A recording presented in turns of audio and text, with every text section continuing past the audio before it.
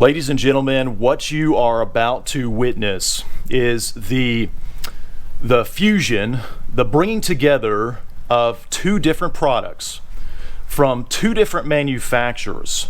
This is the only RV in the world that has these two different products from two different manufacturers installed on it at the same time, at least as of the recording of today's video.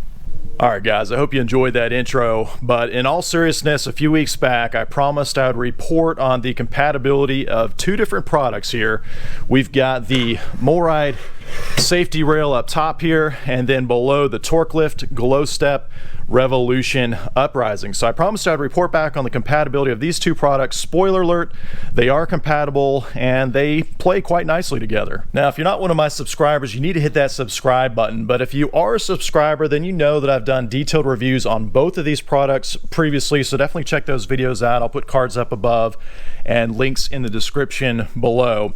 But really today's video is for someone who maybe you already have one of these products, either the Glowstep Revolution Uprising or the Safe-T-Rail, and you're contemplating, you're on the fence about upgrading to the other one.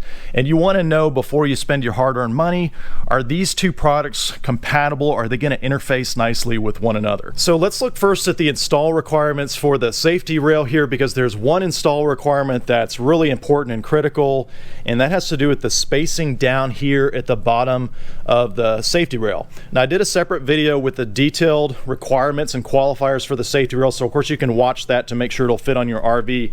But really down here, this is the key one, because you'll notice the foot of the Safe-T-Rail goes slightly under your door trim, and then it goes over here to the right and comes really close to butting up and hitting the kind of the base plate, the threshold of the Torklift Glowstep Revolution here. And so these are the dimensions that we want to pay attention to, and just notice how my trim is oriented here, the width of it and everything on this particular install. But let me pull out the tape measure and give you those dimensions so you can see. All right, so you can see right here the foot of the Safe-T-Rail. It protrudes 2 inches. Let me hold it up on top so you can see that a little bit better. 2 inches to the right of your door trim right here, because that is where the Safe-T-Rail is butted up, the base. So it protrudes 2 inches to the right there of the door trim. So you got to make sure you have that clearance there. And then you'll notice we have exactly, it looks like almost 5/8 of an inch of clearance between the foot of the Safe-T-Rail here and then the base, kind of the threshold piece of the steps there. And so that is enough clearance. There's no issue there. I mean, they could be within 1/8 of an inch and you'd be just fine. So that is fine on that. And then as far as the height of the foot here, how far it goes down, it looks like about 1 3/4 inches below your trim, where that Safe-T-Rail foot kind of butts up against there. And so purely from just an install standpoint alone, the two products do not interfere with one another, and so they will fit together mechanically.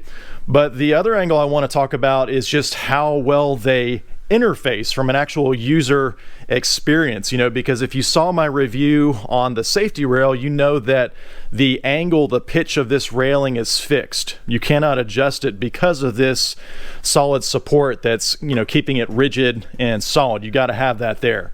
And so given that this is a different step system made by a different manufacturer, is the pitch of the railing matching to the steps? And you can see in the video, it looks pretty good. I've got the steps here deployed with the 5th booster step down here on the Torklift steps, and I've got them stretched pretty much all the way out. So you can see just visually, it looks pretty good.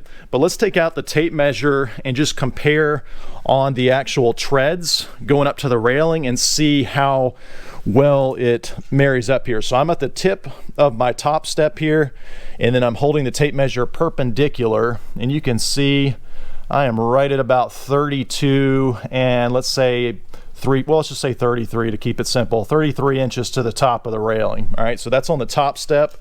Let's go all the way down to, I can't quite go down to the bottom step because the railing isn't quite that long. So let's go to this second step right here. So again, I'm right on the nose of the step and then going up and you can see we are right at about, looks like about 34 inches. So that's pretty close. 33 on the top step, 34 on the bottom. I mean, I think in the review video that I did on the Safe-T-Rail, when I had the Morryde step above steps here, in that video, I'm pretty sure it was about an inch off on the pitch when I did that exact same measurement that I just showed you here. So that's pretty good, but let's adjust these steps because again, the Torklift Glowstep Revolution steps are adjustable. You can bring them in and out depending on your campsite and everything. So let me just put the steps in a different position, repeat the same tests, and that way you kind of get an idea of how compatible they are. Okay, so you can see that I've got the steps pushed in ever so slightly here. I've got the tape off of the RV wall, and you can see we're right at about 45 inches to the foot here. Before, that foot was out at about 53 inches over here. So this scenario would demonstrate if you're at a campsite, maybe you've got a timber or some other kind of obstacle at your campsite and you can't pull out your steps all the way, right? And so this is perhaps what they would look like. So the question is, with the steps being at a different pitch, a different angle, and the railing is fixed, that doesn't change, you know, how do they interface now at this point? So let's go ahead and do the same measurements that I did in the first test and see what has changed. So we're going to start at the top step again, right on the nosing, and then I'm going to go straight up here, make sure I'm nice and straight. Whoops, just slipped a little bit, there we go. So yeah, it looks like we're still right at about 33 inches to the top of the railing. So same as last time basically, which makes sense because I don't think the top step is going to change much. But let's go back down here. Now remember the bottom, before I could not do the bottom step because I was out of railing. And so I started on this second step actually. So we're going to do the same measurement for consistency. So I'm right on the tip of that nosing, going straight up. And it looks like we're right, oh wow, 38 inches.